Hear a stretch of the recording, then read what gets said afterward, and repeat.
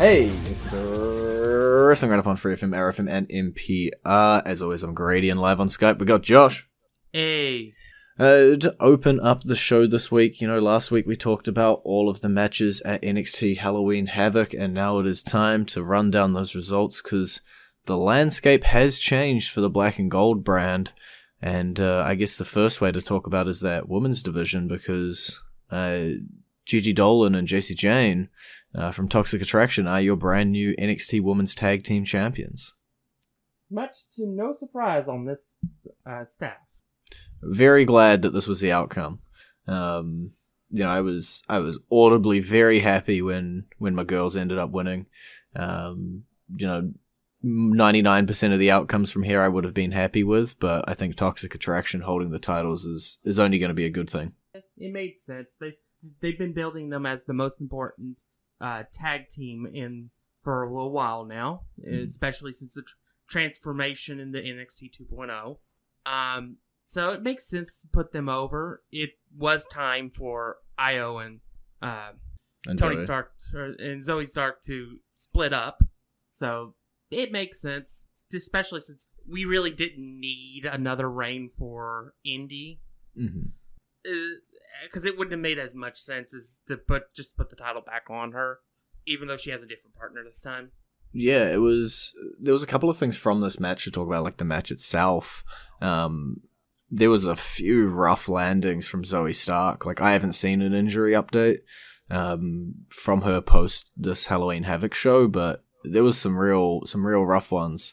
All around, to be honest, throughout this match. But even though Toxic Attraction came out the winners with the gold around their waist, I feel like we still have to talk about Persia Pirotta, Indy Hartwell's tag team partner, because she came out as a beast in this match. She was basically tanking 1v4 for a good chunk of the match. It was just towards the end that she was able to be kept down and Gigi Dolan climb up the ladder to pull down the titles, but Pirotta got a really good showing on this match. So yeah, it was these type of matches in NXT can do more than one thing, which is something some companies seem to forget, that tag team matches can in fact profile more than just the winning team. Like maybe somebody you want in the future build? I don't know. That's a thought? I'm going to ignore the slight underhanded comment and just feel like, obviously what happened with the Women's Championship, which we'll talk about in a second, may change that a little bit. But, I wouldn't be surprised if we saw Persia Pirotta earning her way up the card in that women's division and taking a place near the top of it. Like, she's got that unique look. As long as she can go in the ring and she's safe and is perfectly fine with that, I could see her ascending in NXT 2.0. Definitely. It's like something we'll talk about when we get to the main event. Mm-hmm. There are a million different directions that they can go with each and every one of these ladies that was involved in this match, including the new tag team champions. With the air of like change that's whipping across WWE as a whole because of the draft, it's such a wonderful time. It's almost like there's a big event coming up in a couple months that signals, hey, it's the most important time of the year for WWE. Yeah, we are 6 months away from WrestleMania now, so this is sort of like, I guess, the halfway point, but it is always big events around every corner. WWE announced their 2022 pay-per-view schedule as well, if you want to sneak peek at all of those dates and all of the events that are coming up next year as well. We're back to 2-year WrestleManias, a lot of shows on Saturdays, bit of surprises here, there, and everywhere on that as well. Yeah. The shows on Saturdays, I think, maybe the most biggest and most important thing, because I think that may be a clue they're about to do something they haven't done in 27 years. Alrighty, we'll get back to NXT. Go with what you got. How about a show in the UK? a pay-per-view, a major one, not just some random one like Insurrection. I mean something like SummerSlam, Survivor Series. But there's one I'm not going to mention because it'll never happen. Yeah, it'll be interesting to see how they go forward with these. It seems like, most of the big five, if you want to include Money in the Bank, were listed as Saturday. There was a couple TBDs in there as well that were listed as maybe Saturday or Sunday.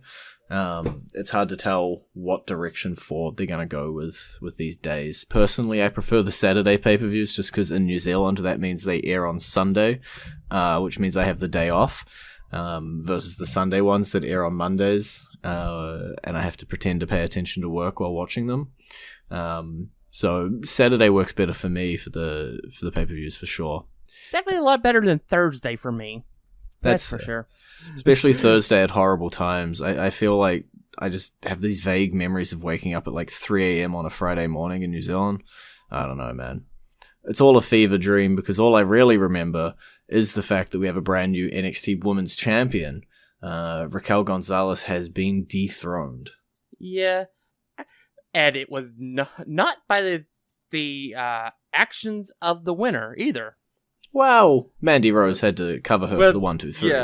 Yeah. It was because there apparently is going to be a fourth member of Toxic Attraction. Yeah, I'm not 100% sure. Originally I was like, oh, maybe we got a new member here when a hooded figure comes out with the shovel, but it seems as though it's more a case of we're not finished with Dakota Kai versus Raquel Gonzalez. Now this time the title's not in the scene. Yeah, that's possible. But don't you think you'd rather have your girl in that faction? I can't have all my girls in one place. That's okay. You have Indy outside of it. That's true. Indy's outside. Had Raquel not lost the title here, that's what I was talking about with Persia Pirotta. I could have seen Pirotta versus Gonzalez as a big match, but, short term, Dakota Kai versus Raquel Gonzalez is going to be the chunk of a feud, and Mandy Rose is our brand new women's champion. Yeah. Actually, I think I figured out what they want to do. Shoot, go ham. War Games. Yeah. We haven't really had a hint of War Games just yet, so who knows? So, and we now have these 4 ladies, Toxic Attraction plus Dakota, and then you have Raquel on the other side. Yeah.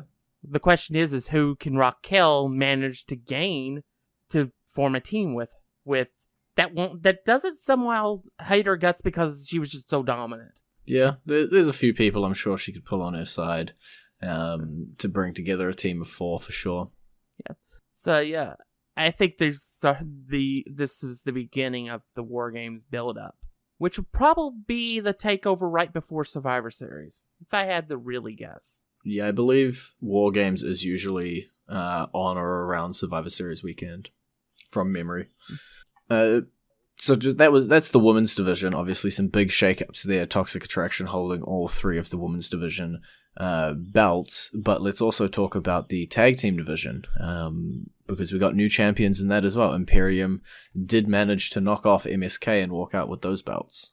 I'm fine with it. I think we were talking. It's like it felt like it was time for MSK to lose it. Not big fan that it was Imperium that beat them, the team that they beat for the titles. But there are a lot more options for Imperium as tag team than simply just than MSK's pretty much run the gauntlet of what they had of it. So I'm fine with it. Plus, it gives us the option for Gargano and his son-in-law to form a tag team and go after that title. Yeah, that's all I'm hoping for. It's the bright side of Imperium winning, as you say, right? The alignments are now correct for Gargano Loomis to make a run and get those NXT Tag Team Championships. Yeah, so that's definitely a bright side. I think I would have much rather, if we were going to go with the Gargano route, the Way route, I would much rather have had the grizzled young veterans have been the team that conquered MSK. Because I think they deserve the title reign, to be honest. They've been really good in NXT since coming over from the UK. So I do feel bad that they haven't gotten a reign. Maybe Imperium's just going to be like a transition champion, and we get eventually the Grayson Young Veterans as champions. Or we end up with Walter actually moving to the UK, and we end up with Tommaso Ciampa versus Walter for the NXT Championship. Yeah, it's entirely possible. It's really hard to tell where NXT is just going to go at this moment. As you know, we keep talking about this relaunch period where everything's so up in the air. We could go 50 different ways. But main event-wise, which we'll just talk about quickly, it seems as though there's one way that we're not going to be going. Yeah, which is fine, because I think we all knew that it wasn't time for Braun Breaker to win the NXT Championship. But I thought they might he won a lot. Yeah, I thought it's. I was like, I have a 30% chance of it actually happening, and if they go for it all the way. But yeah, I was definitely thinking Ciampa was going to retain in some way, shape, or form. I don't know, didn't know how, but I figured he was going to retain. But from what I've heard, a lot of people really liked the performance of Braun Breaker in this match. The guy looked golden. Both from a, Braun's performance, as you say, like in the ring, what he was able to bring out, the story he was able to tell in the match. Which there was no better person for him to go up against than Tommaso Ciampa. The guy can wrestle with a broom and make it compelling. But then also, storyline wise, Braun kicked out of Tommaso's finisher. He wasn't quite able to pick up the win, but it was pretty close. Yeah, it's one of those cases where the loser was made to shine a million times brighter than the champion that won, who's already a major star. So I think it accomplished everything that it was looking to do, and we had that almost eerie reminiscence of when Cena debuted, and he shook the hand of the Undertaker. We had almost a variation of that with after this match. Ciampa shaking the hands of Braun Breaker. Yeah, it seemed to be very much like a "you've proved yourself" kind of thing. And so, honestly, if you watched this match and the build up to it and all the tag matches they had leading up to it, and you're not excited to see more out of Braun, I don't know what you're watching. This guy does have future star written all over his face. Just because he doesn't have the title around his waist right now, that doesn't mean he isn't going to be one of the biggest stars in NXT in 6 months from now. Yeah, true. And it's possible in 6 months from now he's not even in NXT. That's true. He could be on the main roster. I would also like to point out that not every NXT star has actually won the NXT championship and then went on to do big things in the main roster. I think all I have to do is point out one person, Roman Reigns. Yeah. He did compete on the original when the NXT first split off as the developmental, and then they came up to Shield, and was never really in NXT as far as championships, but because Seth was, but he's the biggest star in the company now. And then you have somebody like Alexa, who became a huge star despite the fact she never held a title at all in NXT. It's an exciting future for Braun, and I look forward to seeing what's in it. The only thing that I'm sad about with Braun is that WWE released Braun Strowman, so we couldn't have the Battle of the Brawns. On that horrible pun, we're going to be going into our entrance theme of the week. To celebrate both of their championship wins on NXT, it will be the theme for Toxic Attraction, Gigi Dolan, JC Jane, and Mandy Rose, and that song will be playing for you right about now.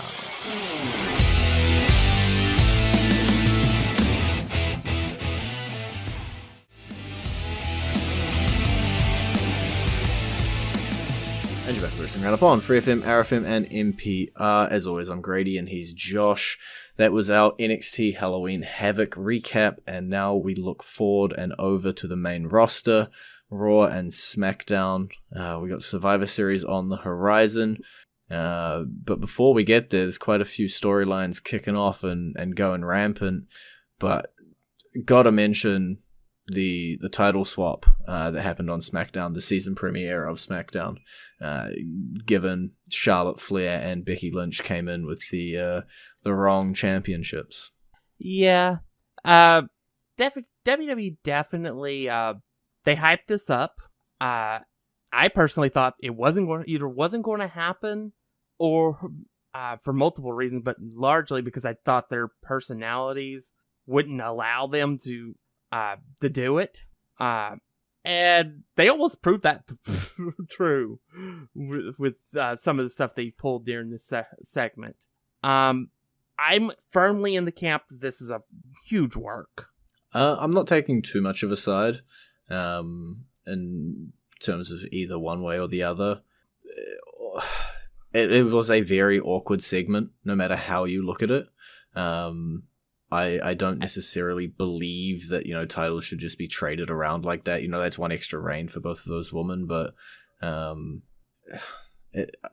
guess it had to be done because the titles are the wrong color. But I don't know. It just feels weird and cheap and unnecessary. But yeah. But let me ask you: was people actually talking about the title swap, or were they talking about Becky Lynch and Charlotte Flair? Yeah. Assuming they hold their titles until Survivor Series. That was my point. They weren't talking about a meaningless title swap like last year. As much as we enjoyed both the New Day and the Street Profits reigns and stuff, it was a meaningless title swap. Yes, 100%. And nobody really cared. People cared about these women and what they did, which is why I believe it's a work, because it was all about getting people to talk about them. Whether it's work or whether it's shoot, it did accomplish that goal. Yeah. So yeah, we did end up with the titles getting swapped. I figured it would either, if that did happen, it would be fine. We still have our avenues that we can go. Like with Survivor Series, we could easily have the two champions face each other, and it'd be a title for all thing. And it'd be built into the storyline that was built from this title swap. So it's not a guarantee that this was just we're flipping the titles. Mm-hmm.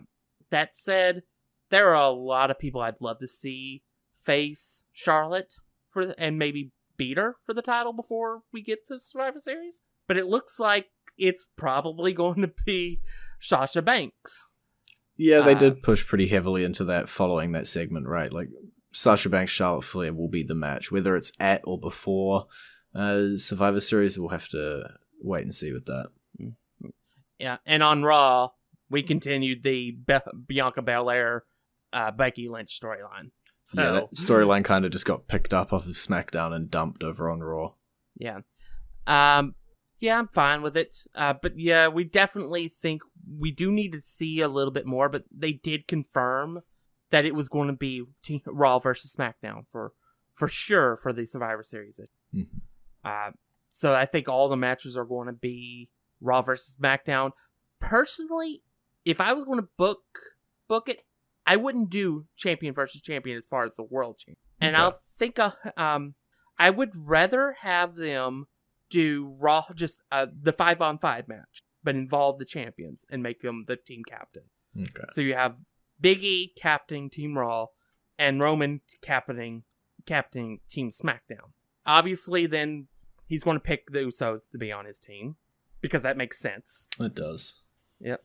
But the last two people, and this is why I want this storyline to be this way. I know where you're going. I want it to be the New Day. Yeah.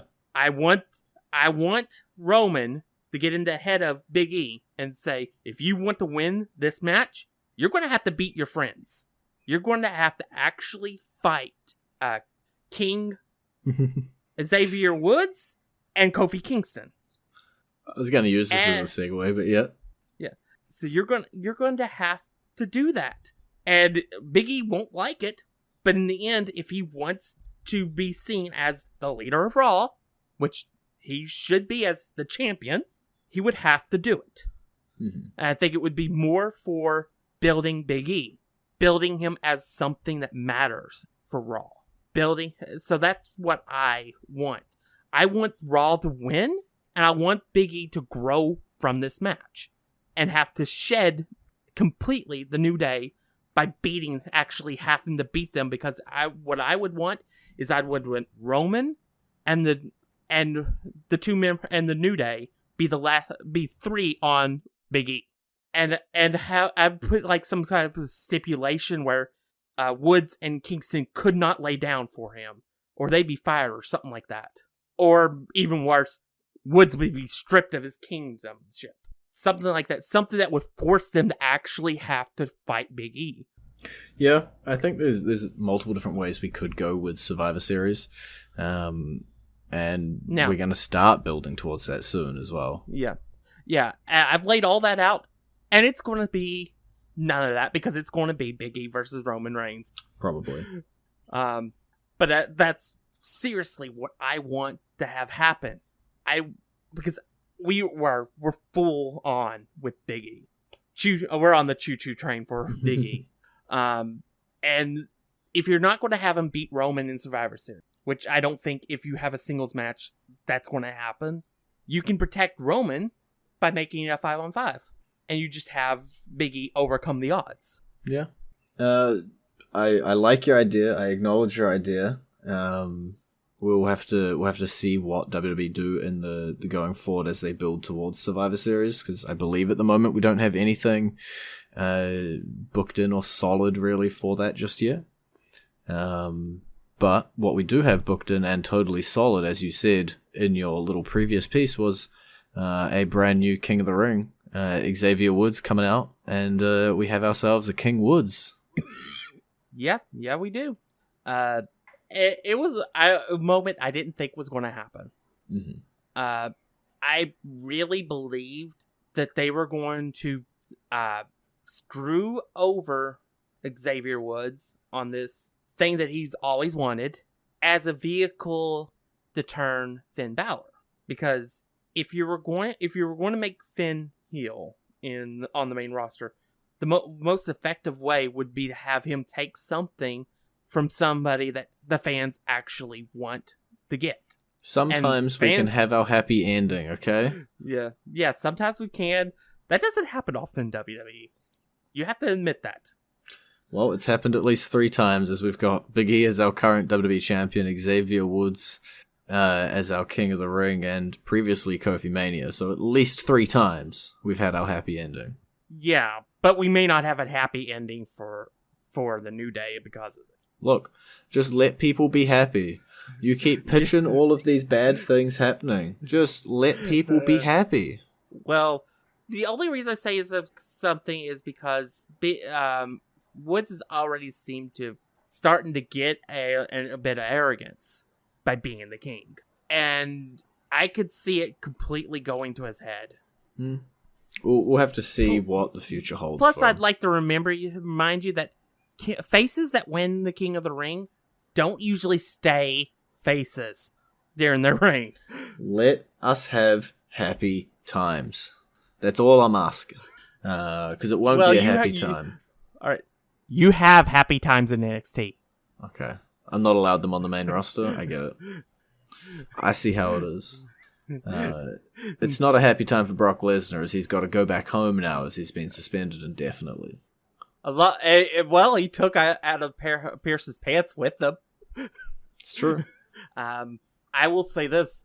I don't think I could have done what Adam Pearce did and not reneged on it when faced with him, with the monster that is Brock Lesnar.